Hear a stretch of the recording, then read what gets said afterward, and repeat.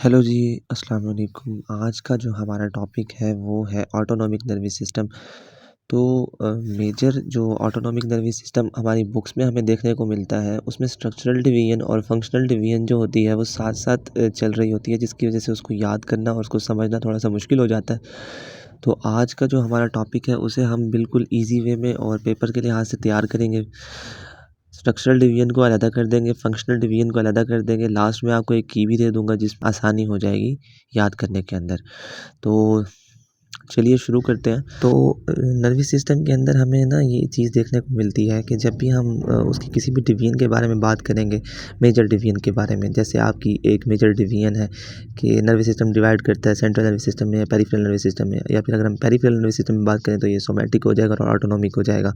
तो जब भी हम बात करेंगे इनके बारे में तो हमें स्टार्टअप से शुरू करना पड़ेगा ताकि हमारी तमाम चीज़ें जो हैं वो बिल्कुल क्लेरिफ़ाई हो जाएँ। तो हम शुरू से शुरू करेंगे डिवीज़न को ताकि हमें कोई इश्यू ना हो और हम ईज़िली ऑटोनॉमिक नर्वस सिस्टम तक पहुँच जाएँ और फ़ोकस ऑटोनॉमिक नर्वस सिस्टम के ऊपर करेंगे। तो चलिए जी शुरू करते हैं। नर्वस सिस्टम जो है ये डिवाइड करता है सेंट्रल नर्वस सिस्टम में और पेरिफेरल नर्वस सिस्टम में। सेंट्रल नर्वस सिस्टम जो है ये कंप्राइज़ कर रहा होता है ब्रेन और स्पाइनल कॉर्ड के ऊपर, जो कि सेंटर्स के तौर पर काम कर रहे होते हैं, जबकि पेरिफेरल नर्वस सिस्टम जो है वो कंप्राइज़ कर रहा होता है पेरिफेरल नर्व्स पर और गैंग्लिया पर। पेरिफेरल नर्व्स ये वो नर्व्स होती हैं जो कि सेंट्रल नर्वस सिस्टम से ओरिजिनेट करती हैं, यानी क्रेनियल नर्व्स और स्पाइनल नर्व्स। उसके बाद जो गैंग्लिया होते हैं ये concentration of cell bodies of neuron होते हैं जो कि outside of central nervous system जो है लोकेट कर रहे होते हैं। यहाँ पर साइनैप्स भी बनते हैं न्यूरॉन्स के दरमियान। तो आगे चलते हैं। पेरिफेरल नर्वस सिस्टम जो है ये फर्दर डिवाइड करती है ये वाली जो कैटेगरी एफरेंट डिवीजन में और इफरेंट डिवीजन में। तो एफरेंट डिवीजन एक ऐसी डिवीजन है जो कि आपके रिसेप्टर ऑर्गन्स से सेंसरी इनपुट को लेती है और इनको कहते हैं सेंट्रल नर्वस सिस्टम तक ले जाती है। वहाँ पर ये जो इन्फॉर्मेशन है ये इंटीग्रेट होती है और इफरेंट डिवीजन के पास आती है, जो कि इन्हें इफेक्टर ऑर्गन्स के पास लेके जाते हैं जहाँ पर वो अपना फंक्शन परफॉर्म करते हैं। इफरेंट डिवीजन है, इसे मोटर डिवीजन भी कहते हैं। मोटर डिवीजन जो है ये फर्दर डिवाइड करती है टू टाइप्स में, सोमैटिक में और ऑटोनॉमिक के अंदर। सोमैटिक नर्वस सिस्टम जो है ये वॉलेंट्री कंट्रोल के अंदर होता है।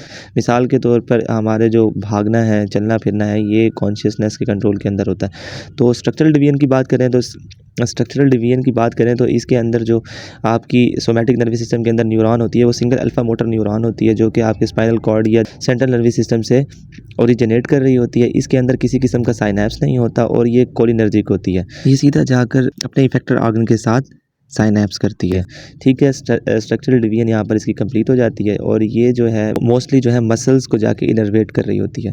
ठीक है, उसके बाद आ जाएगा ऑटोनॉमिक नर्वस सिस्टम। तो ऑटोनॉमिक नर्वस सिस्टम के अंदर जो है pre and post synaptic nervous system का एक सिस्टम होता है। ऑटोनॉमिक नर्वस सिस्टम सिंपैथेटिक और पैरासिम्पैथेटिक नर्वस सिस्टम के अंदर हम लोग इसको डिवाइड करते हैं। सिंपैथेटिक नर्वस सिस्टम जो है, अब इसकी स्ट्रक्चरल क्लासिफिकेशन देखेंगे तो सिंपैथेटिक नर्वस सिस्टम जो है ये ओरिजिनेट कर रहा है थोरैको-लुम्बार रीजन से, यानी वो स्पाइन जो थोरैसिक एरिया में प्रेजेंट है और वो स्पाइन जो लुम्बार रीजन के अंदर प्रेजेंट है, वहाँ से इनकी जो प्री साइनेप्टिक न्यूरॉन होती है वो ओरिजिनेट कर रही होती है। तो इनका जो स्पाइन लेवल है वो T1 से L2 तक होता है। प्री साइनेप्टिक न्यूरॉन जो होती है वो थोरैको-लुम्बार रीजन से ओरिजिनेट करती है और चेन गैंग्लिया का सिस्टम जा रहा होता है, वहाँ इंटर करती है। वहाँ पर ये पोस्ट साइनेप्टिक न्यूरॉन के साथ साइनैप्स करती हैं और जो पोस्ट साइनेप्टिक न्यूरॉन होती है जाके इफेक्टर ऑर्गन्स को इनर्वेट कर देती है। प्री साइनेप्टिक न्यूरॉन होती है वो शॉर्ट होती है साइज़ के अंदर और पोस्ट साइनेप्टिक न्यूरॉन जो होती है वो लॉन्ग होती है साइज़ के अंदर। जो साइनैप्स होता है वो away from the effector organ होता है और प्री साइनेप्टिक न्यूरॉन जो होती है वो हाईली ब्रांच्ड होती है और क्या कहते हैं ना, ये एक ही वक्त में different types of post synaptic neuron के साथ साइनैप्स कर लेती है।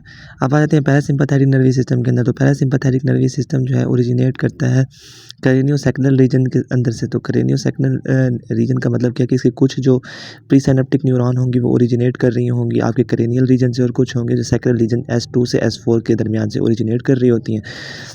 इनकी जो प्री साइनेप्टिक न्यूरॉन होती है वो लॉन्ग होती है और जो साइनैप्स होता है वो क्या कहते हैं इफेक्टर ऑर्गन के करीब होता है। पोस्ट साइनेप्टिक न्यूरॉन शॉर्ट होती हैं और जो प्री साइनेप्टिक न्यूरॉन होती है वो हाईली ब्रांच्ड नहीं होती। तो ये थी स्ट्रक्चरल डिवीजन। आई होप कि आपको ये टॉपिक अच्छे से समझ में आ गया होगा। जैसा कि मैंने कहा था कि वीडियो के एंड के अंदर मैं आपको एक की प्रोवाइड कर दूंगा, की से देख लेंगे तो आसानी से ये तैयार हो जाएगा। मिलते हैं functional division of autonomic nervous system के साथ अगली वीडियो में। तब तक के लिए अल्लाह की अमान में।